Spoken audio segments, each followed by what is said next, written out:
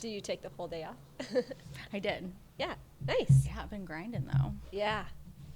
What's today? Today's Friday. You don't normally take Fridays off. No, I normally take Fridays off, Oh. but I've been working 6 days a week to pay off my debt. Oh, but I officially my paid off gosh. my debt. So Oh, congratulations. Thanks. That's awesome. Yeah. Okay. Did you hire anybody new? not Since yet. I So can't like remember. interviewing, shadowing, applications. It's just looking for the right fit. Yeah, exactly. All right. Hey, this is Jordan Hill with Dirt to Sky Business Podcast. And thank you so much, SMI Real Estate and Saltwater Wellness, for sponsoring this episode. I am really excited today because I'm here with one of my friends and somebody that I know in business and have for years, Jenny Todemeyer. How are you? I'm great. How are you? I'm so good. I am really excited to have you on here because every time I get my hair done, I feel like just talking to you, my business just boosts a little bit more. I love that. You have such great advice, and I admire you. But yeah, everybody listening, you might know her as Girl Gone Brond, as on Instagram and maybe in person. So yeah, so thanks for joining. Excited to be here. I would love you to share a little bit about who you are and, you know, your family, and have you always lived here, and just, yeah, who are you? And then we can kind of talk about your career journey. Love that. All right. Well, I am a mom of 3. My daughter is actually just turned 6. I have twin girls, and married to my high school sweetheart. Grew up in a small town. I have been passionate about hair since I got my first 1-layer haircut at Supercuts in 6th grade. And I had to cut my hair into a bob. And then just the attention of like, wow, your hair looks great. And I could do it well. And I developed that skill. And I finally joined cosmetology school at 18. It was like, I mean, it's a crazy journey. I feel like the first time I ever saw a platform show, I knew I wanted to be there. I knew I wanted to pursue being an educator. And I think logically, I am more driven in the science and like business strategy and marketing, an entrepreneur, but I'm also really great skill set wise with hair.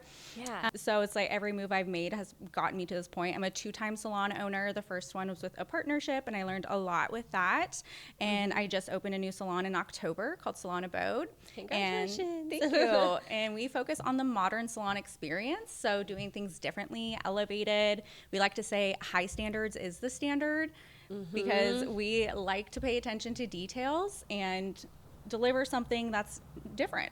Right. Yeah. And it's so true. I mean, of course, I've been there in person because I would never go to anyone else. But just looking at your social media, and it truly so much attention to detail, and almost subconsciously, I feel like, because when I go in there, I might not pay full attention to detail because I am not one to pay attention to detail, but I feel invigorated and relaxed and just blown away at how beautiful it is in there. And so you do a great job. Thank you. Yeah. Thank you. I love that. I would say, I train stylists not only within my salon, but I've done education across the nation, more digitally, and platform shows and things like that. And people do ask what makes the difference in a luxury salon. Like, how are you able to charge those higher prices? And while skill set is important, being a high communicator is really important too.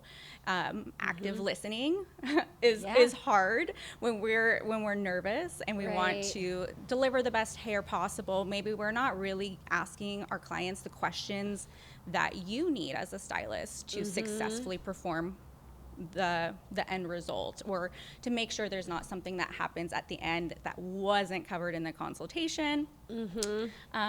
So that is, I think, a big part. And then also like the experience from start to finish, from the point they land on your website or your Instagram to your booking page. There's really so much strategy that can be found through every step of the marketing funnel.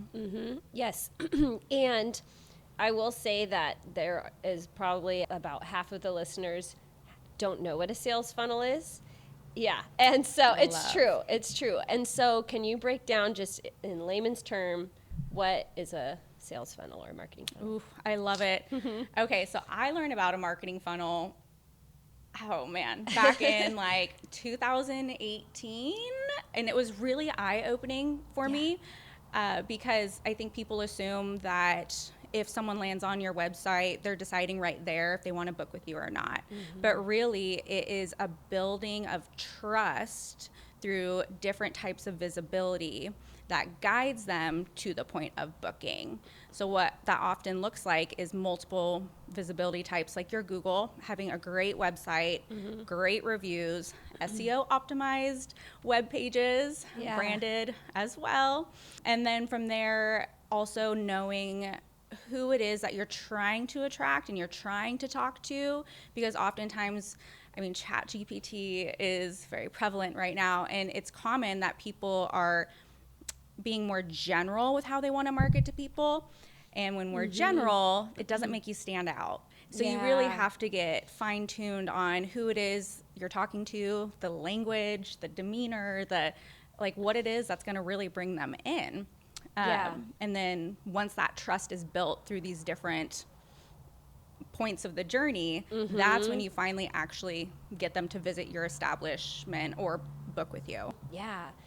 And now when you were identifying your target, audience or client, how did you do that? Like, was it difficult for you to know that you were not going to bring in every Oh my gosh, to feel so like difficult. you were missing out on business?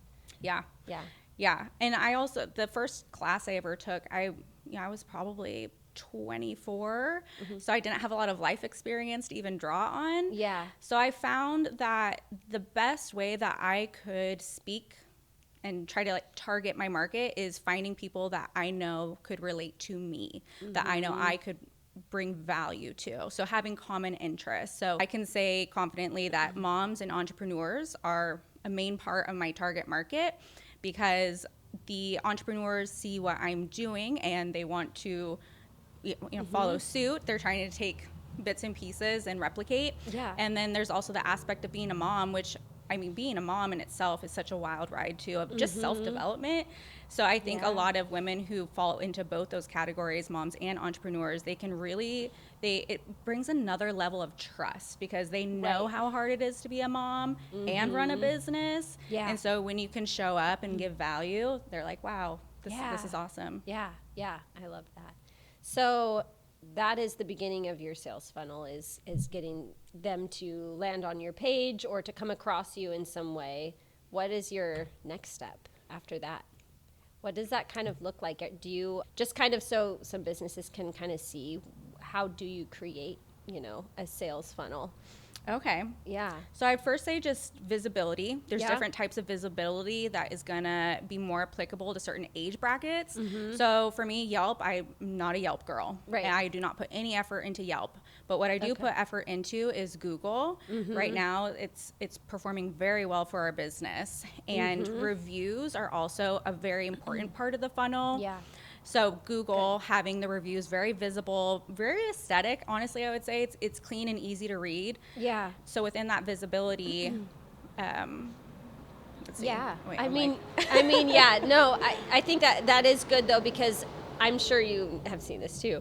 But when I'm going to look up, a service provider of some sort, or of course in my field, maybe, a contractor, a plumber, whatever, there are so many businesses out there that even if they have something like a Google profile come up, there aren't reviews. There isn't a website. I mean, it's kind of, it takes away trust. Because you're like, if they can't even, like I don't even know how to get a hold of them or who they are, you know? And so just having an optimized website is simple things like that. Having a phone number to contact. Having an address to show where your location is.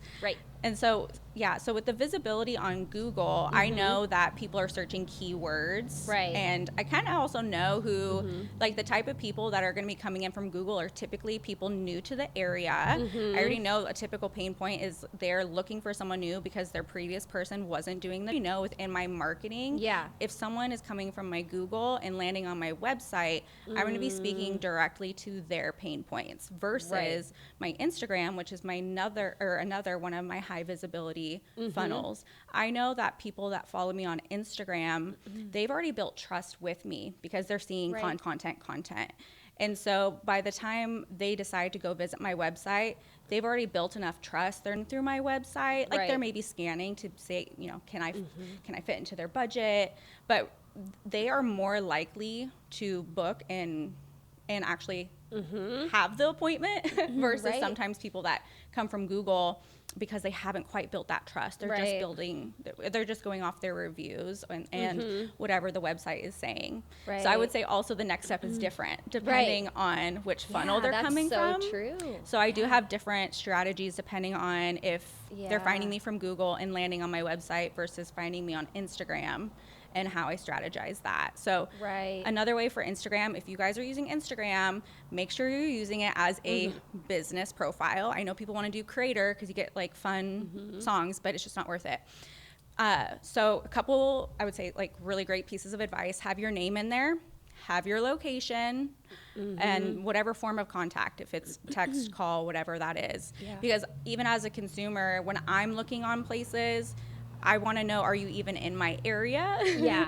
Are you close to me? I'm a convenience person. So do you have easy parking where you're at? Are you in a weird location? So people can even just draw some assumptions based on those things, where you're at. And then utilizing the links in Instagram. So with my links, I have a new client start here. So again, back to that trust. So if they're already hitting my links, they're usually pretty set on wanting to book an appointment with me. So that's going to go right to my booking software, which also optimized booking software. Optimized booking menu is really important.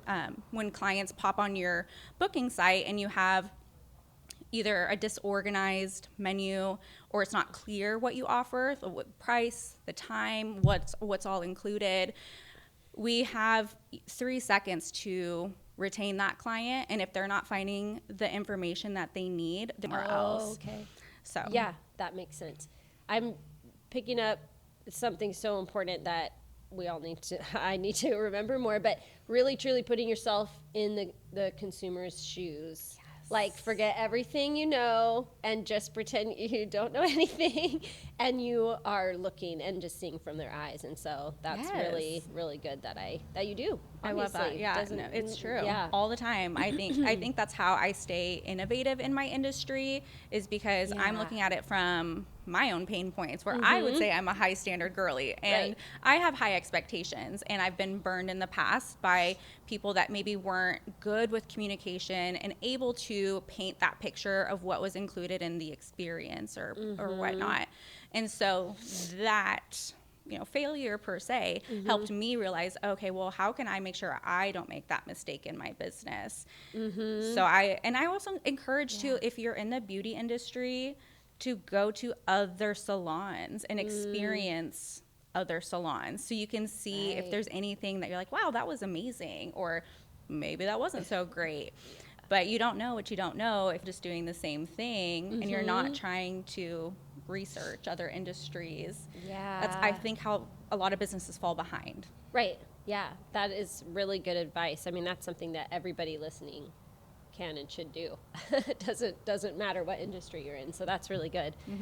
Now, are there any other steps to the funnel, or is it pretty much those two kind of main, the Instagram leading to the links, or like the search engine optimization leading to your website, and then is kind of the next step booking, or do you have kind of any other steps that you try to like hit them with?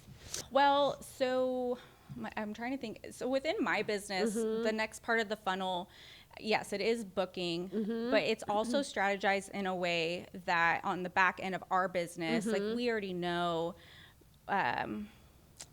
that we've set ourselves up for success for whatever they're booked. So for example, a lot of times, a recent experience with trying to find a cleaner, and I had multiple people that wanted to come out and give me a quote. And for me, I'm a busy businesswoman, and it just didn't make sense to me. If you're a professional cleaner and you've been doing this for years, why would you not have gathered the patterns within your business to create concrete pricing that's and just easy to send?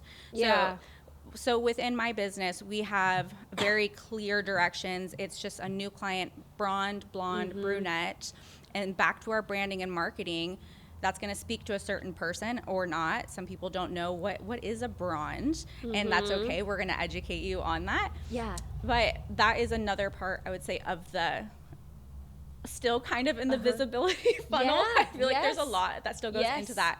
Yeah. But within the brand, like the fonts that you use, the imagery that you use, the software that you use, I do know that back to the funnels of how are people calling you? Are they texting you? Are they using an online booking software? Those all hit different age demographics. Yeah. And so I do make sure I'm available for all of those. Like I know people that are maybe like 40s plus, they're more wanting to call and they want to talk to a person. Yeah. 20s, around there, they're We're great texting. on I say we, I'm actually closer to You're 40, like, yes, me too.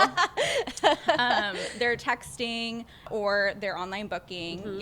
Right. So it's important to be accessible in all those areas, which I feel like for a little bit people got really tight with the way people could access them, where they were only allowing emails and not taking phone calls. So I make sure that I'm available for all of those things, so that I'm able to book them either personally or through my booking software. Yeah. And then after you would think like, okay, that's the end of the funnel, but the recent consumer behavior is they're lacking that trust. So they've seen some great reviews. Yeah. They are more than likely also looking from a personal reference. They want to have a friend who's like, yeah, this is who I go to. You should go to too. But then there is this in between time where they start to get a little nervous. Are we going to be compatible? Are they going to be able to do what I want? Is this too much money? So you also need to paint what to expect when they're going to come into your establishment. So we have an email sequence that goes out, and it's simple things like how to arrive the day of your appointment. For us, we have clean, dry hair in its natural state. We are located in like a shopping center, so we like to say it's tons of parking, because I know I have parking anxiety, so I know there's other people out there too. So it's another way of building trust and anticipating the client's needs. So again, putting yourself in the shoes. If you're going to go somewhere new, what are some things that would make you hesitate to book or be scared for your first appointment? Just, it's like a date, right? Yeah. So it's scary. So we have that email sequence that goes out. And then of course the actual appointment, the day, we have I would say the client experience from start to finish. It is also important that you and your team are consistent with that experience. So whether you're a brand or an independent person, if you're not able to perform your business above average, right now consumers are like, well, maybe I'm going to try someone else until someone does pique my interest and shows me something that's like really stand out, really different. Right. So it's, with our experience, we have a little menu for our amenities and our drinks. We have cocktails, mocktails, snacks. So, friendly smile. Just it's like if you haven't gone to a high-end hotel at some point, also do that, because you get to see what that feels like for someone to cater on you, and those little details that you again wouldn't have probably known unless you experienced it.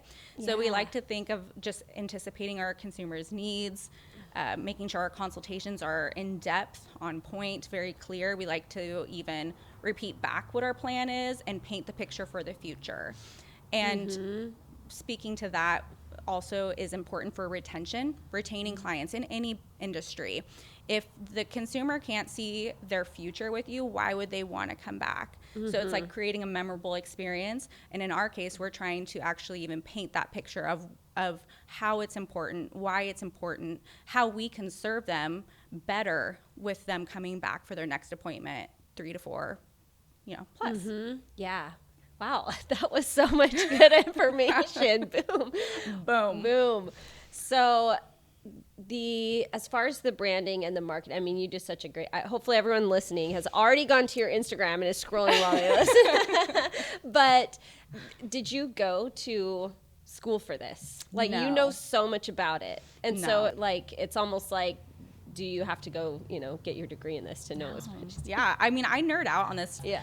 So, like, with my journey as a hairstylist, I started back before there was Instagram. There was Facebook, so I was posting on Facebook, but I was right at that cusp of technology, and so all it was word of mouth. And I was just, luckily, I look back now, luckily I was in a good salon with good traffic, good website optimization, so I got walk-ins. Right. But for people that are new to the industry and they don't have a brand visibility, again, you're just gonna get lost.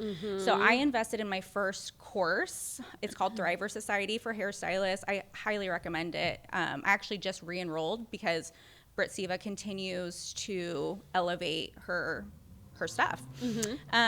But it dove into what is branding. Like, I'd never heard the concept how fonts and colors and imagery could attract the people that you want. And so I just nerded out on it. And at the time, I was living on my own. I had to have a second job to pay my bills. So it really was survival. Like, I had to figure out, how can I get butts in my chair and keep them? And after I took that course, my income tripled in 1 year. Yes. Yes. So I was sold, right? Yeah. And I just have continued to reinvest my time into development. I think that's so important anywhere in your entrepreneurship journey. You have to go outside your niche, whatever service or restaurant, whatever it is that you're doing. You should still be investing in money classes, marketing, branding. And then I've really also made it a point to network and collaborate. Yes. A couple years ago, I decided I need to get out of my bubble. And I love learning from other industries and seeing how I can take some of the innovation they've created and put it into my business.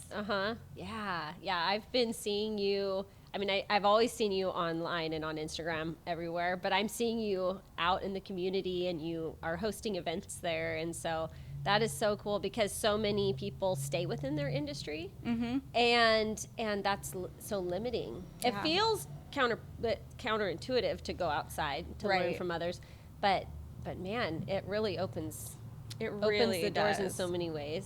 So, and it's so fulfilling to be around other entrepreneurs that are also hyper passionate, hyper driven. I think it's like the top 5-10% of entrepreneurs, they have certain personality traits that just maybe don't mesh with other personality traits. I can say from personal experience. I'm a career woman at heart. I'm a mom, but I'm also so passionate about my career that sometimes it's hard to relate to people that are like more like hobby. I don't want to say hobby, but like for people that maybe it's not their sole income, or they don't want to be the breadwinner of the family. A side gig, I mean, that's fine, but you just run your business so differently. Run it so different. And being a salon owner, I've learned that too, because with my first salon, we attracted the people that were like, yeah, you want to be a 6-figure stylist? I got you. Here's the blueprint. I can get you there faster. What I'm finding now is that stylists are wanting more freedom and flexibility within their schedule, and it's like not work. I'll be the center of it. Like, they want to live life. They want to spend their money. Like, every waking moment I want to put back into my business. So, I mean, I've learned that, and it's important to me to, when I have employees and the people that come into my business, to acknowledge and understand where they want to be in their career, so I can make sure I mentor them and I don't push them in a direction that I want, but to help guide them in the direction that they want. Yeah, actually, that's so good, because you have a very specific target market, and also for the stylists that you bring into your salon. Like, exactly the type of stylist that you want, and you might say no to most, and that's better. Because you're waiting, you only hire the ones that share your vision and are the type of stylists. So that's actually really valuable for all business owners. Exactly. Whether we're hiring, W-2 or whether we're 1099, it doesn't matter. Like, what's the culture? And who are we around all the time and pouring into? Being poured into. And back, right? Like, I, even though I'm the leader, the salon owner, I still want to be inspired by other people too. I want to be inspired by the hair that my stylists are doing, and it's like I don't want to be a lone wolf. I want to be around other people that I can inspire and they can inspire me. And of course, you know, your job is a large part of your day. And so of course you also want to be around people who are funny and fun to be around, and you have some common interests. Yeah. That's what makes people stick. Exactly. Yeah. And you kind of mentioned how you know, you're a 2-time salon owner. You just started, and when was it again, that Salon Abode? October. Time time has flown, but also I feel like you've had it forever because I it's know. so beautiful, and it's just it's just perfect. Oh, but thanks. and you know, you just shine in there, and I just love it. But what are some things that you maybe had to overcome or learn from, and like that you decided to change when you're, because so many listening, and you know, we are starting over in some way. Maybe we started our own, you know, left something to start something new, trying to learn from failures. But I know you don't look at them that way either, because that makes us better. It's a if we learning learn from it, experience. we are better. Yeah. So what are just kind of the things that you brought when you opened it? Just something like, you know, for example, the stylist. Like, I am not looking for that kind anymore. Now I'm looking for this. You know, what was it that you just were like, you know, it was brand new and fresh? And Well, I would say, you know, parting ways with my first salon was really hard. Yeah. And so that it just triggered a very deep emotional journey for me. And I really went deep into personal development. I wanted to look at, like, where do I see myself in 5 years? Like, what is my family life going to look like? And who do I want to be as a person? How do I want people to see me? And loving yourself for who you are, what, you know, your quirks, your positives, your negatives, and also owning that, you know, like I mentioned earlier, certain personality traits, and I don't view it as a negative anymore. I'm like, that's me, but here's why it's like so powerful. And so owning that part of yourself and building that confidence to learn from your failures, but also the more you fail, the more you're like, look, I overcame this. Like, what can you throw at me, because I've already done this. Right. And so I just that deep loss, it made me feel like I already hit the bottom. Like, you can't bring me back down. And it made me a little bit more fearless with my decisions. And then I love learning from my mistakes. You know, I realized now, moving into this different era, the way we did things there, I have to do things differently now, because the needs are so different and the consumer behavior is so different.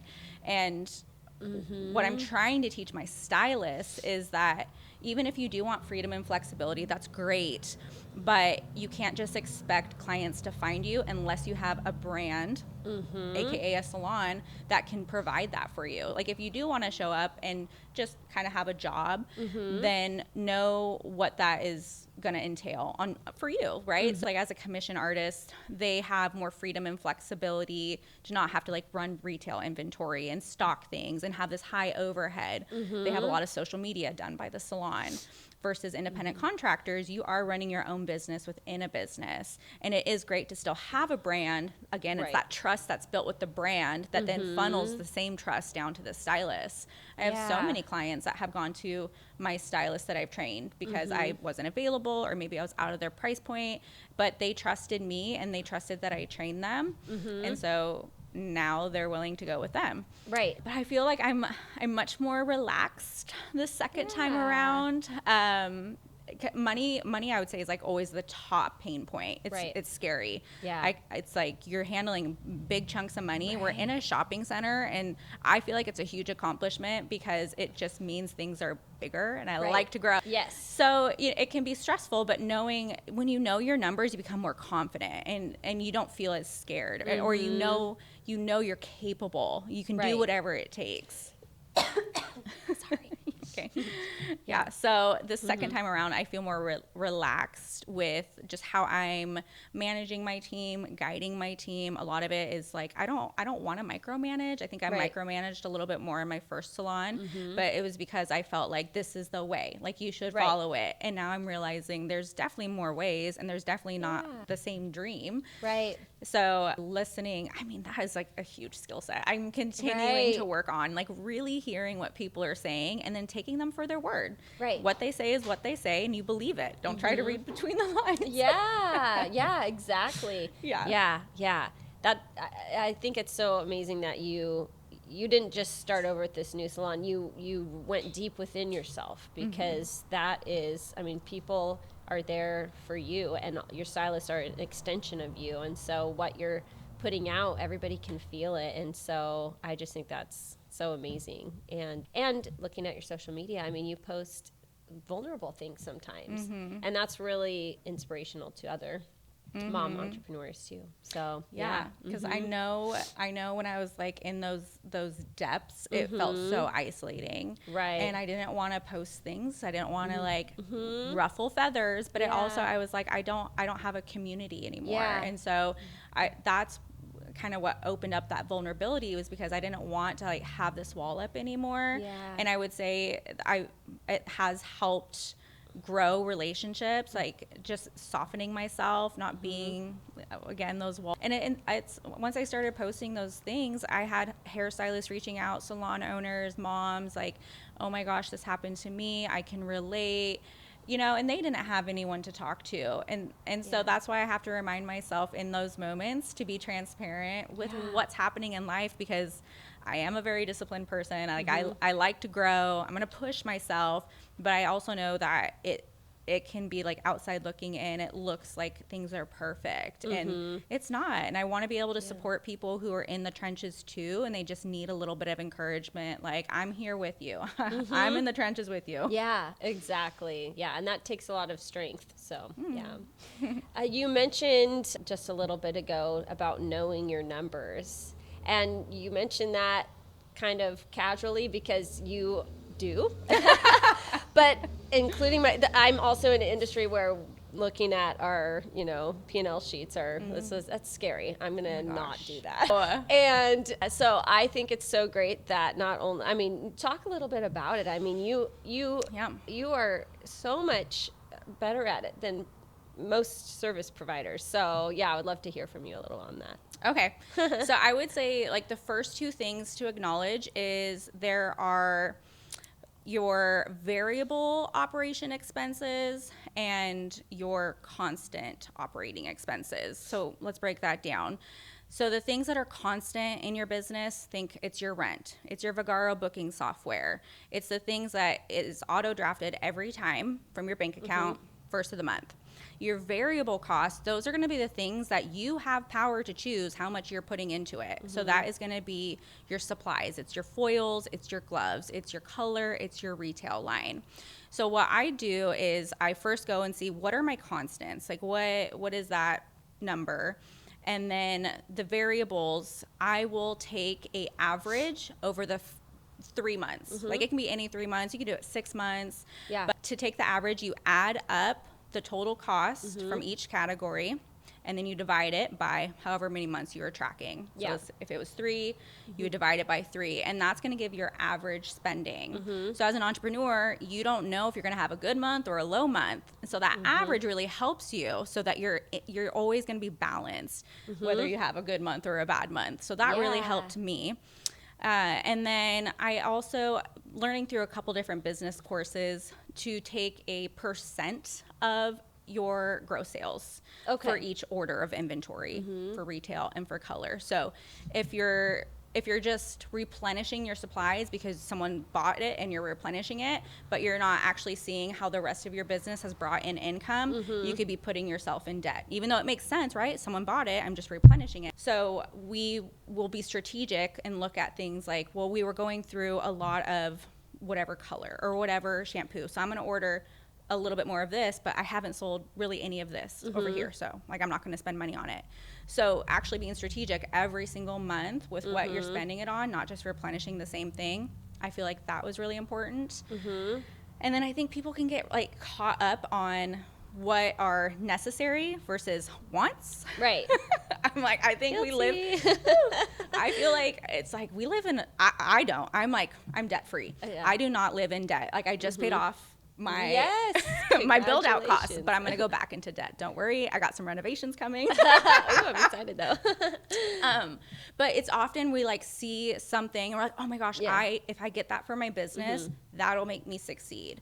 And so we grab onto the next shiny thing. We put it on the credit card without seeing what we're bringing in. And you always have to have a strategy on how you're going to get your return on that investment. Right. So like when I invested in my own extension line, it was a fat chunk of money, but I made sure I had campaigns lined up to get my return. Yeah. So if you're going to invest in some things, make sure that you have a plan in mind on how you're going to get that instant ROI. And execute the plan. And execute it. Yeah. That's so good. And how often do you kind of review your numbers? Is it monthly? Do you like look at the last month and? Yeah, every 2 weeks is when I'm doing my ordering. Okay, yeah. So I look at the sales from the last 2 weeks and I take a percent of those sales for my categories that I need. And then I mean, for right now, miscellaneous stuff, you know, I went to Costco, so I had this big thing of toilet paper and paper towels. So you don't need to spend money on that every month. It's like every quarter. Right. So start to understand the patterns in your business when you're restocking stuff. So your supplies like that's maybe a quarterly budget that you're setting versus a monthly budget for immediate supplies that are directly tied to your product or results. Right. Yeah. Do you have advice for the business owner, which are many? I'm this way. It's just my personality type. Do you have advice for the business owner that is just nervous to look at their finances and their P&L sheet every month and not procrastinate? Like, you know, do you have any advice or a place where to start? Start. I'm like, my advice, Just do it. and do hard things. Do hard things, and it'll make you grow. Right. Yeah. But I would say start with your bank statements. Yeah. So also categorizing, if you're a business, you should have a business credit card and a business checking and a business savings. So I funnel all my business stuff into there so I can keep it separate from my household stuff. So you're not like, oh my gosh. Yeah. You're like, I have $5,000 for my home and my business. What am I going to do? Right. So first set that up so that you can cleanly see what's your business expenses. And then, start with just your first month and start categorizing it. So you'll notice those patterns. What's your rent? Get a little notepad out, rent. And then what's your insurance? Write that out. Just go down the list and I categorize it and I add it all up. And then that's how you can get your 3 months average. Yeah, I love that. And it sounds very doable, and that's just a great, outline to follow. So perfect. Yeah, that's awesome. Well, before we wrap up, by the way, I'm so happy that you were here. I know, I was telling everybody before this, this is literally how our hair sessions go, and it's so great. I could talk about this stuff all day. I know, me too. But what is just a piece of advice for the business owner that's listening that knows right now they're like, I need to get on Instagram or I need to build out my Google profile? What's just a good first step for someone to take if they are not even in that world? It's such a loaded question. I think it would probably go back to that target market and understanding, if you really got down into it and understood each Gen Z, Gen X, boomers, patterns with their spending and what is valuable to them. I've talked to Ellen about this, she is a convenience girl. I'm a convenience girl. Right. I'm happy to pay for quality and convenience. So who are you going to market to and who are you going to say that to, right? Right. So understanding what is going to be yes, that's me. That's what I need. Yeah, get back to the target marketing. It all starts back there. Once I figured out who this kind of imaginary person was that I was talking to, so I'm thinking entrepreneur, then I start to dive into what do they wear? What kind of house do they live in? Do they like the country? Do they like to visit coffee shops? Do they like to DoorDash? So then you start to actually get into the psychology of that person. I like to go on Pinterest, make a little kind of mood board, and that's what you can send to a brand designer, and they actually bring that target market to life through at least the website. Right. Yeah. As far as Instagram goes, I would say that if your market is say 28 to 38, that's based on my analytics. Right. Yeah. That's where mine hit. So if your target market is within that age group, then that is also a way to identify who you're speaking to, what their needs are. And man, just like always being open to innovation. Like Yeah. I'm not a TikTok consumer, but I know a lot of people are. And so that means I have to sometimes step out of my comfort zone and do things that feel uncomfortable. And I have to learn something new to just make sure I stay ahead. So just always stay innovative. Take that step. Yeah, that's such good advice. Well, thank you so much for being here and giving us your wisdom and experience. I always love it. And so, yes. Thank you. And thank you again, SMI Real Estate and Saltwater Wellness, for sponsoring this episode.